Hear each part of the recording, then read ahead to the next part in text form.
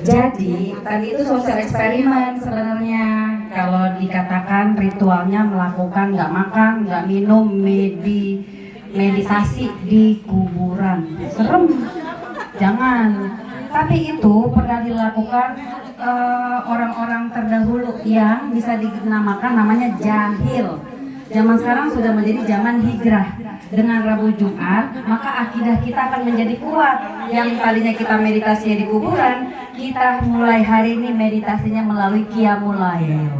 Jadi kita nggak sesat, tapi dalam sosial eksperimen, ternyata dalam 70 orang ini percaya kalau Umilis melakukan mati geni. Padahal gue juga takut mati, nggak makan nggak minum. Padahal doyan makan. Dan satu lagi ibu-ibu sahabat BJ Squad, Umilis melakukan tindakan silaturahim selama 2 hari berturut-turut. Yang dimana ternyata 2 orang ini, Miss Mawar dan Miss Kamboja, beliau ini qadarullah rajin sekali namanya olahraga kak. Gemar sekali olahraga, bersepeda, berkegiatan dan lain-lain. Ternyata selagi olahraga dirinya mengalami penyumbatan jantung dan pingsan. Maka dilakukan tanya jawab, kenapa kamu bisa pingsan? Ternyata banyak pikiran. Jadi rupanya orang berolahraga atau kemudian bersepeda itu belum tentu enggak menyumbat jantung. Betul. Belum tentu juga enggak gagal ginjal. Yang bisa menyehatkan ibu-ibu semua, olahraga boleh, baik jalan kaki, tapi juga jangan banyak mikir. Kalau misalnya ada yang kakak Ugi mau dibantu, ngadu aja sama Mama Ella, kali dibantu. Lagi ya, carilah orang-orang yang benar-benar membuat kita ria, gitu. Jadi cari aja sahabat, cari aja kerabat. Bukannya nggak boleh olahraga, boleh. Tapi kan kita kadang-kadang punya masalah cerita, jangan dipendam. Iya, jangan dipendam Tahu dan murad. jangan murad, gitu. Dan raihlah silaturahim dengan cara benar. Terus ibu-ibu, tadi juga dikatakan oleh Ustazah Fitri mengenai sering gak sih kalau Haji Maryam orang yang akan mengajak kita ke surga, meminta tolong kepada Allah untuk menolong kita dari keburukan, dari siksa api neraka. Itu jangan sampai disia-siakan, Bu. Sahabat muslim kita, teman dekat sejati kita yang selalu mengingatkan kita dalam kebaikan, mengajak kita ke pengajian, memberikan kita kebahagiaan, walaupun terkadang ya sedikit menyulitkan, sedikit memberatkan kita, walaupun sedikit merepotkan kita, bahkan banyak merepotkan kita pun nggak masalah. Apalagi dia suka memberikan kita arahan, bimbingan agar kita tidak terprosok dalam kemaksiatan dan keburukan. Pegang itu erat-erat. Itu yang harus dipegang erat-erat, bukan cuma iman Islam kita, tapi kenikmatan terbesar setelah iman Islam kita adalah sahabat muslim sejati kita. Sahabat muslim ya. Kalau dengan non muslim boleh kita berteman, tapi jangan berteman terlalu dekat karena berabe. Tapi kalau dengan sahabat muslim justru diingatkan, dianjurkan untuk sering-sering mempererat silaturahim, khususnya yang tadi sahabat sejati yang sering mengingatkan kita dalam kebaikan, sering menasehati kita dalam kesabaran, sering membuat kita bahagia walaupun terkadang sedikit merepotkan, sedikit menyulitkan, itu dimaklumi saja, nggak ada yang sempurna ya Bu ya. Sama halnya dengan sahabat sejati kita yang paling bestie kita di rumah, siapa Bu? Nggak jauh-jauh dah saya kalau ngingetin, suami itu kan bestie, sahabat terdekat kita ya Bu ya. Sering memberikan kita kebahagiaan, sering memberikan kita banyak kebaikan, tapi ada kalanya menyulitkan, merepotkan, mengesalkan gitu ya. Oh nggak ada, katanya ada yang Masya Allah tabarakallah sudah selesai dengan suaminya, itu artinya sudah tidak merasa direpotkan, sudah damai, sudah tidak ada rasa dendam, kecewa, kesal, dumel, itu Masya Allah tabarakallah. Yang ada senang betul, Masya Allah tabarakallah. Ini yang gue demen, yang kayak begini nih keren ya. Nggak boleh lama-lama keluar maksudnya? Oh, jangan LDRan gitu ya. Benar Bu, Islam itu juga mengatur LDR-an. Sebisa mungkin rumah tangga suami istri jangan sering-sering LDR-an. Sekali-kali boleh, jangan sering-sering dan jangan kelamaan. Repot, kasihan. Ya Pak iya. Yang rindu bukan cuma kita, bukan cuma suami, ya, tapi memang ada yang perlu diisi, ya, bukan cuma dompetnya aja boleh diisi, ya. Udah paham sendiri deh, ya, isi sendiri. Jadi artinya apa? Ketika kita memahami satu hubungan keikhlasan, hubungan kebaikan. Kayak tadi, kita dengan suami kan hubungan suami istri saling ikhlas, saling berbuat baik, saling rindu, saling sayang. Kan ada di antara hubungan kita yang menyulitkan, saling menyebalkan, ya bikin kesel. Tapi kan itu cuma itu cuma sebagian dari banyak kebaikan, dari banyak kebahagiaan. Makanya kalau lagi ada yang ngeselin, ada yang menyulitkan dari kelakuan suami, ingat baiknya. Itu pesan ibu saya. Pokoknya kalau sama suami ada kelakuan yang bikin kamu kesel, bahkan fatal ya, bahkan kelakuannya itu bikin kita benci, gedek, enek gitu kan misalnya. Benci mencintai. Itu justru apa Bu? Justru apa kata ibu saya? Jangan diungkit, jangan diingat-ingat terus. Tapi yang harus terus diingat adalah kebaikannya, masa-masa indahnya. Kan pasti banyak dong dari zaman kita pengantin baru. Kalau saya mah dari zaman pengantin baru. Kalau ibu-ibu yang dari sebelum nikah udah ketemu duluan, ya kan? Udah ada masa-masa indahnya gitu. Nah, kalau dari masa pengantin baru sampai kita punya anak cucu mantu, itu masih ada aja kelakuan yang nyebelinnya. Maklumin aja. Udah banyak yang kita lewati, kebahagiaan, kesenangan, juga rasa yang tidak pernah lupa, yaitu rasa cinta yang Allah tanam dalam satu hubungan yang Allah abadikan dalam ikatan pernikahan. Soulmate, yaitu benci, benar-benar cinta. Tadi ada lagi apa? Betul, benar-benar dalam rusak Bu. Makanya banyak orang Asia itu kan merasa gelap kulitnya, pengen putih kayak orang Eropa, kayak orang Cina, tapi justru merusak. Mereka malah orang Eropa menghindari itu karena mereka tahu bahayanya. Ya, jadi mereka pakai penghitam malah, bukan penghitam sih, artinya mereka nggak takut hitam, berjemur. Mereka tahu nggak Bu, yang mereka sukai berendam di mana? Laut apa? Laut hitam, laut mati. Itu kalau ibu berendam laut mati, nggak bisa berenang, tetap berendam, tetap tambang. Karena saking tingginya kandungan garam. Jadi ibu jangan takut sama garam. Garam itu bukan buat dimakan banyak-banyak, salah. Garam itu secukupnya, sedikit mungkin kalau buat makanan minuman. Tapi buat berendam, rendam kaki, rendam badan, itu garam. Saya makanya sering bilang nggak, saya sering beli garam krosok. Di pasar dulu garam krosok 3 kilo cuma 10.000. Sekarang sekilo bisa 10.000, 5.000 tergantung tokonya. Itu boros saya sama garam. Kenapa? Rendam kaki. Rendam kaki buat lulu. Apa lulu hati-hati ya. Diulap dulu garamnya. Iya, takutnya pada ledes. Tapi kalau lulur Bali campur sama garam krosok udah diulap. Itu bagus buat scrubbing. Gitu ya. Merontokin kotoran. Jadi garam itu manfaatnya banyak, bukan buat dikonsumsi banyak-banyak, tapi dipakai di luar. Ya, buat badan, buat rendeman, ya. Bisa aja. Karena tuh nggak berenang, suka sering nyebur jadi tambah eksotik saya. Ya, tambah gelap aja. Ya, belum panahan. Ini udah lama aja nih nggak berkuda nih. Nah, jadinya tadi kalau badan kita sehat, sampai tua kita bisa ngapain aja, bisa tetap kuat, tetap hebat, bahkan bermanfaat. Ngomongin manfaat, sering gak ada ibu bilang gini, wah gue mah sebel banget dimanfaatin mulu. Bu, sering. Saya justru kalau kita berpikir positif, kita jangan lihat negatifnya. Memang capek kita rasanya dimanfaatin orang, tapi sisi positif kita bermanfaat. Justru nambah pahala, nambah kebaikan, dikenang orang, lebih diingat kebaikannya, karena orang berbuat baik kepada kita dulu, mulai dari diri kita dulu berbuat baik. Dalilnya jelas, tadi di awal surah Al-Maidah ayat 2, dalil hadisnya, Kata Allah, Allahu fi aunil abdi, maka al-abdu fi auni akhi. Ini hadis Rasulullah SAW diriwayatkan oleh Imam Bukhari, yang artinya Allah itu bersama orang-orang yang selalu menolong hambanya, saudaranya. Selama kita menolong orang, maka Allah selalu bersama kita. Allah yang Rasulullah SAW menyampaikan lagi, khairun nas selain ahabun nas ilallah anfa'uhum.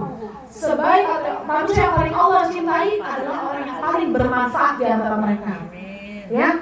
Lalu orang yang ahabul amal, amalan yang paling dicintai oleh Allah apa? Ahabul amal Allah, yang paling dicintai oleh Allah amalan apa?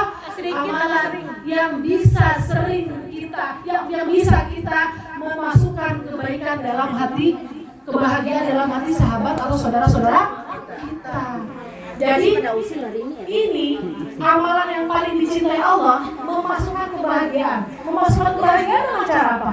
Memberikan kabar gembira, memberikan apa? Pertolongan, bantuan, memberikan apa yang kita bisa sesuai kemampuan kita. Bahkan lebih kita usahakan semaksimal mungkin untuk selalu bisa memberikan pertolongan. Ini nggak main-main loh. Agama kita ini sering sekali menganjurkan untuk memberikan banyak pertolongan tanpa maaf, tanpa dimulai duluan, tanpa ditolong duluan. Karena kita ditolongin orang baru nolongin orang. Padahal itu salah rumusnya.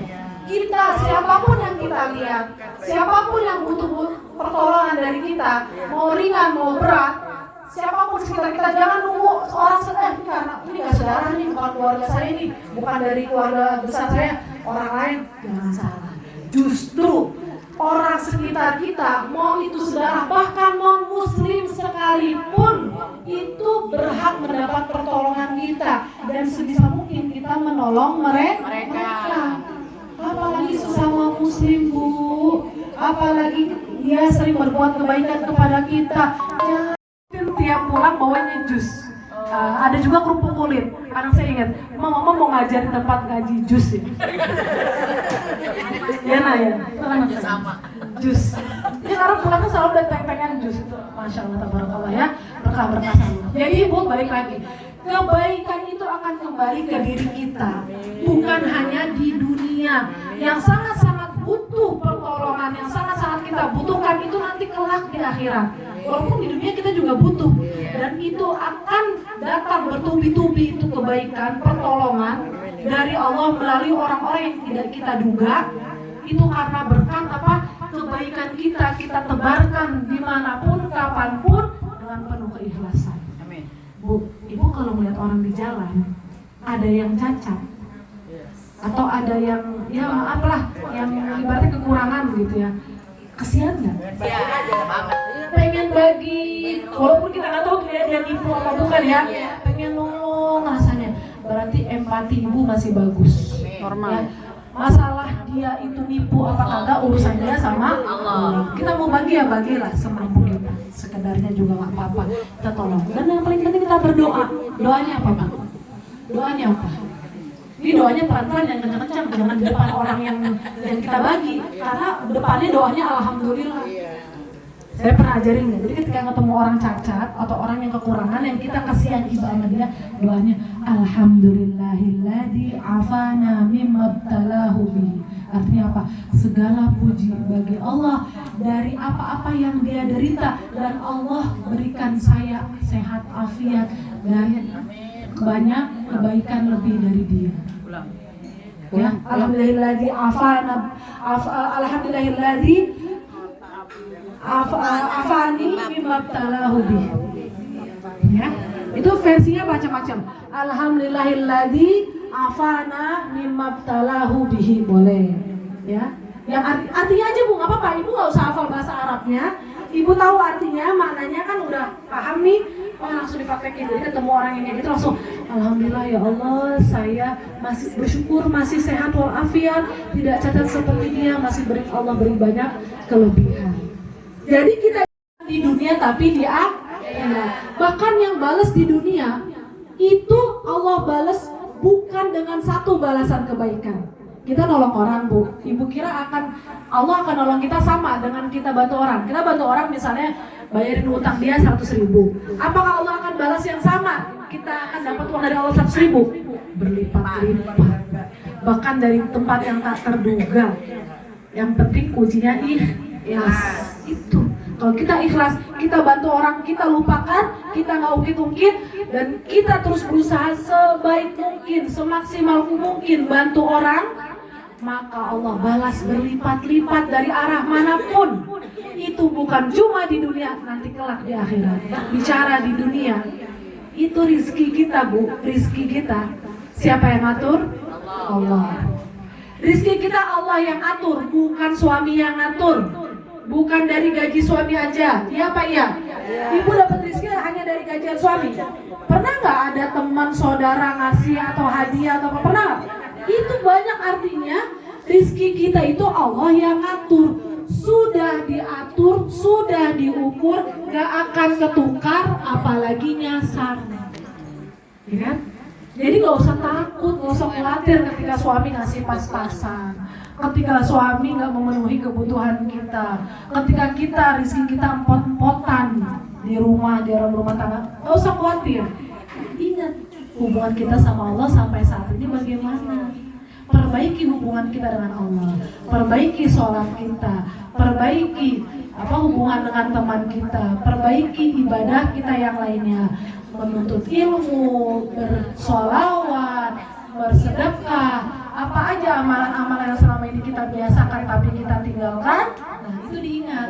Kalau itu ibu tingkatkan, maka Allah pun akan meningkatkan rizki kita. Bisa nggak Bu rizki kita nambah? Tidak diukur. Oh, Ustazah nakal nih lucu. Ada yang lagi cari perhatian, maklum ya. Kurang perhatian.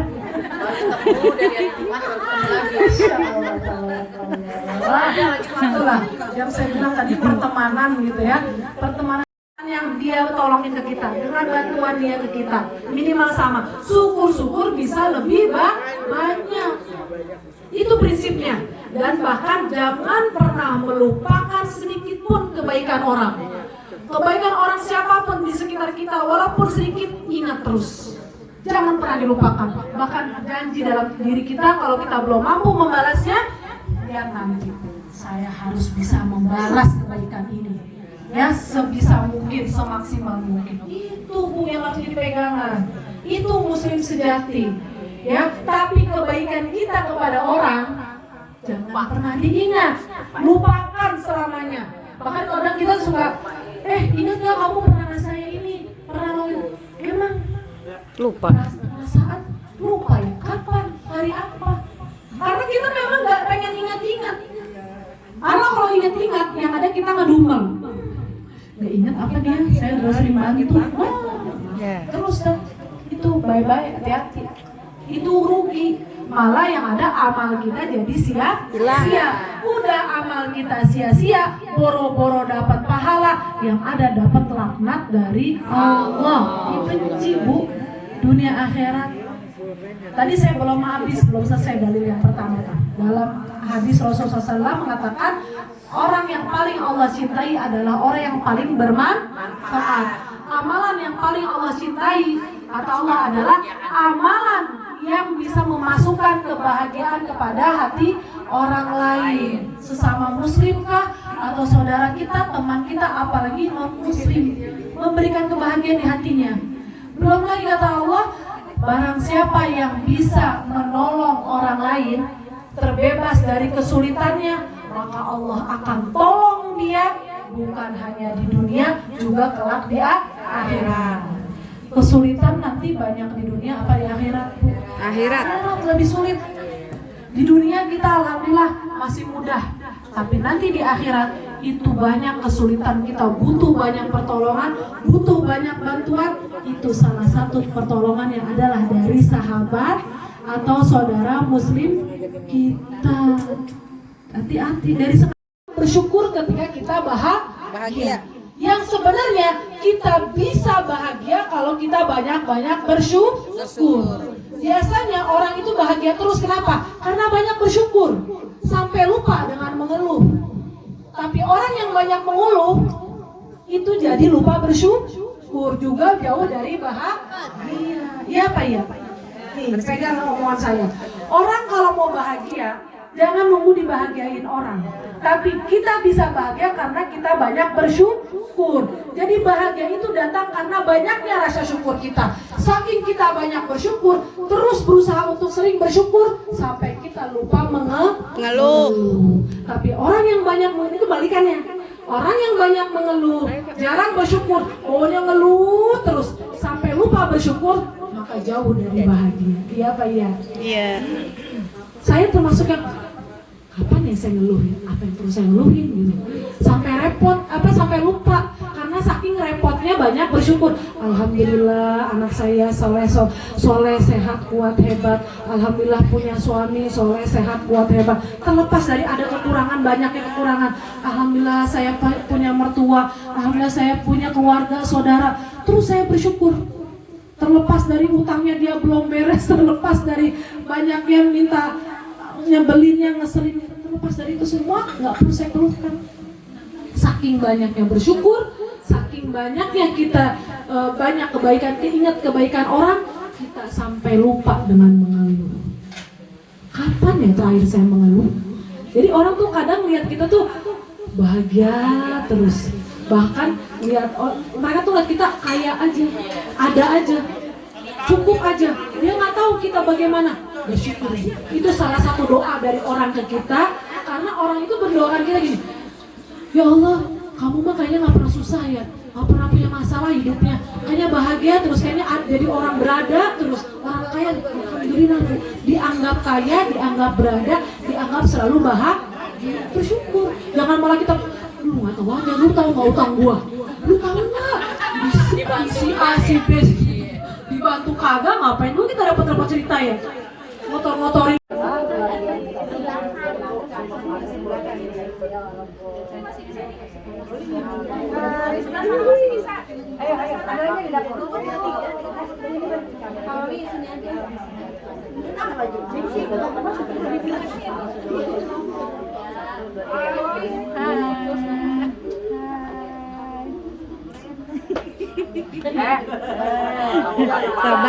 Sabar. Ayo Ji, mana lagi Ji? Belakang masih ada. Oh, Ji, Ustazah. Enggak kena, kepotong. Ustazah di samping Kakak Parti.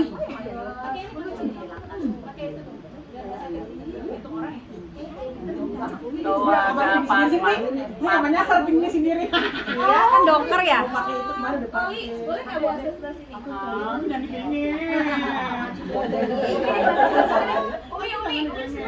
Ya, dekat bos. Siap ya. Dulu dia sholat maghrib kan biasa sampai isya nggak keluar kamar, anaknya ngecek dia lagi rebahan masih pakai mau kena, udah nggak ada. Ya kita nggak tahu apa habis maghrib apa habis isya, yang jelas meninggal dalam kebaikan. Belum lagi saya pernah cerita Bu, di dekat rumah saya ada pesantren tahfiz. Itu yang punya atau yayasannya itu masih saudara sama suami saya. Jadi ibu-ibu ini tiap subuh, sholat subuh itu sampai syuruk dia sholat duha nggak bangun-bangun. Saat itu bulan puasa, dia sholat subuh masih pakai mukena, suaminya pulang dari masjid, dia pikir namanya masih subuh ya dia nggak samperin. Kok ini udah siang jam 8 kok nggak bangun-bangun, nggak keluar-keluar dari kamar. Pas diintip dibuka masih pakai mukena dalam keadaan bersujud. Itu dicek sama dokter meninggalnya sekitar jam 6 habis subuh. Ya jadi meninggal dalam keadaan sujud masih pakai mukena kali bulan puasa. Nggak pakai dihisap. Itu saya melihatnya merinding. Yang ada saya iri. Ini yang saya iri tuh yang kayak begini. Bukan yang pakai mobil Land Rover atau mobil Lamborghini. Bukan itu yang saya iri. Yang saya iri yang kayak begini. Ya. Ya sayangnya dikit lagi ya. Jadi itu Bu, gambaran kita di dunia kelak akan menjadi akhir hidup kita itu tergantung kebiasaan kita, amal kebiasaan kita. Makanya biasakan berbagi, biasakan menolong orang. Kan kita lagi nolong orang, kita meninggal, kurang, Masya Allah, itu kurang baik apa coba? Kurang girang apa? Kita lagi nolongin orang. Bahkan dalilnya ada, kata Rasulullah SAW, orang yang berjalan untuk mendampingi temannya atau membantu temannya, meringankan kesulitan temannya, itu lebih baik dibanding orang yang itikaf di Masjid Nabawi selama 1 bulan. Bu, kebaikan kita di satu sholat sekali di Masjid Nabawi berapa pahalanya? Kalau di Masjidil Haram 100.000, di Masjid Nabawi 1.000. Itu pahalanya gedenya kayak apa? Ini sebulan. Perbandingannya orang yang membantu temannya, menolong hajat temannya, itu lebih aku cintai, lebih baik dibanding orang itikaf sebulan di Masjid Nabawi. Keren banget ya. Coba. Itu menolong orang walaupun sedikit. Makanya nggak main-main kita nolong orang tuh. Ya. Gue yang dapat pahala. Jadi jangan disepelekan. Sebisa mungkin, semaksimal Lu mungkin. nolongin gua. Jadi jangan nunggu, dia bukan saudara saya, bukan saudara, bukan keluarga. Teman kita, mau dia non muslim, mau dia apalagi dia muslim, jangan sepelekan. Ya Bu ya, ini udah 10 menit lewat. Jadinya materi yang saya sampaikan tadi, semoga itu apa yang saya sampaikan nasihat untuk diri saya pribadi ya Bu. Karena belum tentu saya juga melaksanakan itu sebaik mungkin. Ini pastinya untuk diri saya dan keluarga saya, dan juga semoga untuk ibu-ibu semua, walaupun sedikit semoga bermanfaat. Yang penting kita mulai 3M. Apa 3M?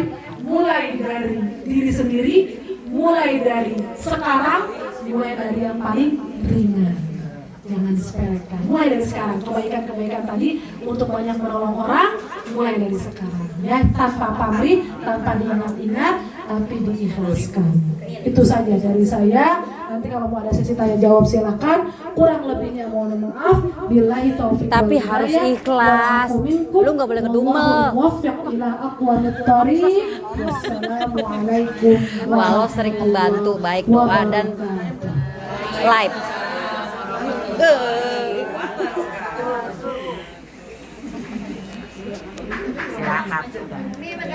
Maaf. Tes 1, 2, 3. Assalamualaikum warahmatullahi wabarakatuh. Salam. Sebenarnya saya tuh dari tadi di belakang karena Sedih dia. saya Lagi melo, dia lagi wajahnya melo. tidak bisa Low, di depan low. karena Low. bohong banget. Lagi celeng dia. Saya sedih. Lagi sedih apa dia. namanya, karena Windari sakit, Windari. Windari sakit, Mimila juga lagi sakit gitu. Jadi dia melo. Sedihnya apa ya? Gitu. Tuh, dia Ya, nanti minta tolong untuk Ustazah pimpin doa supaya teman-teman kita yang saat ini sedang sakit semoga saraf kejepit. disembuhkan. Jadi mungkin info sedikit boleh nih Boleh. ke ibu-ibu yang lain ya. Ibu-ibu, nanti tolong dari hati yang paling dalam tolong doakan sahabat-sahabat kita yang sedang sakit. Kalau saat ini kondisi Mimi dia sudah pulang dari rumah sakit, alhamdulillah. Semoga Mimi dia kebetulan sakit lambung, Ustazah. Sakit lambung. Haji Win sarap. Kalau Haji Windari, jadi ceritanya kemarin habis nyuci, katanya meres, terus kemudian nggak bisa bergerak, teriak dan nggak bisa bangun, nggak bisa jalan saat itu. Hah? Cikung aja juga gitu. belum tahu diagnosanya. Terus sholat pun dia dibantu karena dia duduk, jadi dia duduk di kursi gitu. Nah emang saya lagi melo banget gitu, maksudnya pas ngeliat ke sini, kalau teman saya nggak masuk karena dia ada urusan itu buat saya nggak masalah, saya nggak sedih. Tapi ketika teman-teman ada yang sakit itu ternyata kena banget di hati gitu ya. Jadi nggak pertanyaan sih Ustazah, cuma ya alhamdulillah tadi yang sudah Ustazah sampaikan, mudah-mudahan apa yang kita bisa menjadi pribadi yang jauh lebih baik lagi. Mungkin ibu-ibu semua yang di sini ada yang mau bertanya sebelum Ustazah mendoakan? Ibu-ibu? Ada yang mau bertanya? Ibu-ibu ada yang mau bertanya itu ditanya. Ada yang mau bertanya enggak? Jawab Udah pada Pak. jelas semua. Bukan aja. Oh ini gimana sih nggak mau nanya dia? Hah? Ini gimana sih Ji? Ini nggak mau nanya sih. Mami. Mau tanya? Udah. Masa mau nanya susah? Umi sekarang. Oke. Oke.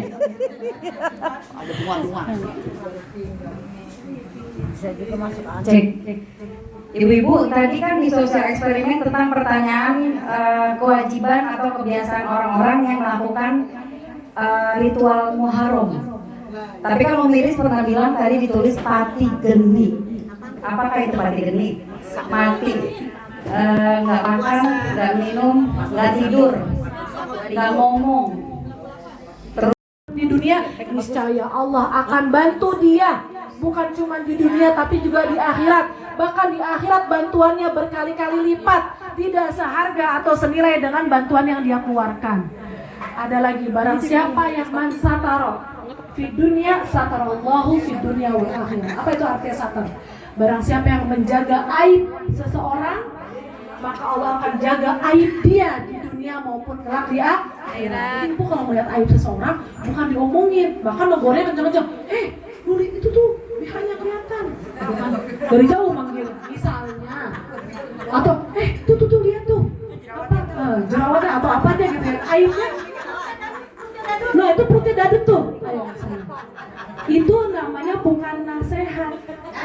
Tapi itu namanya celaan. Karena omongnya di depan orang. Kalau namanya nasihat itu sembunyi-sembunyi, ngomongnya face to face, atau kita japri, atau malas ketik kita voice note. Ya kalau mau kita telepon, karena kan kadang biar dia cepet tahu ya, biar dia cepet sigap, kita telepon. Kalau di japri doang belum tentu dia baca, ya kan?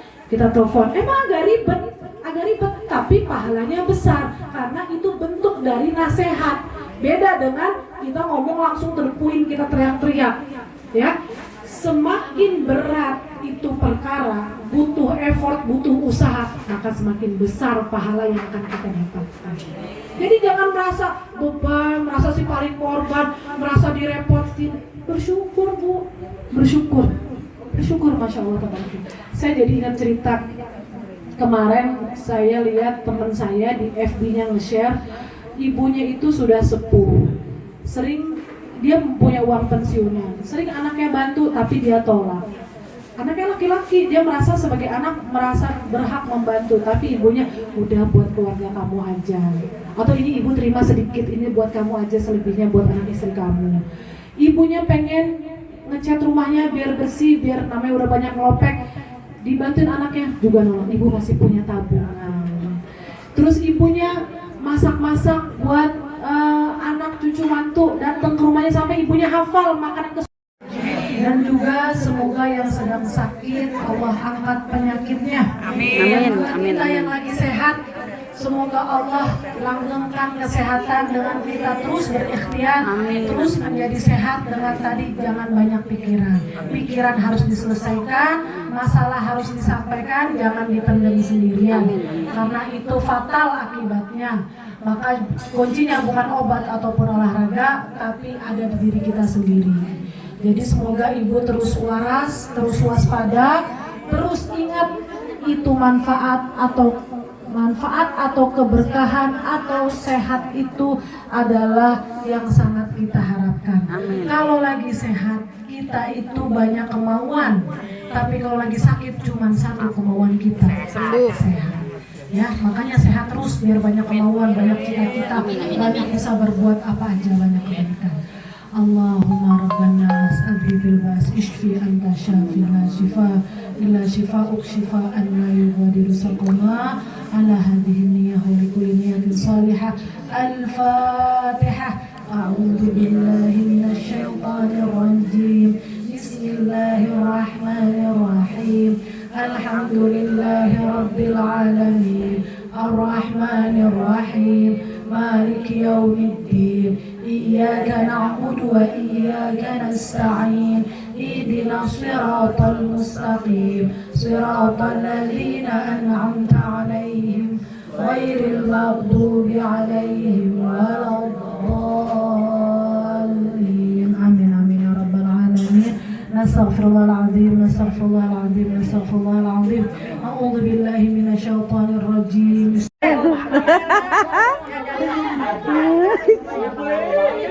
Astagfirullah. Tiga doang pakainya.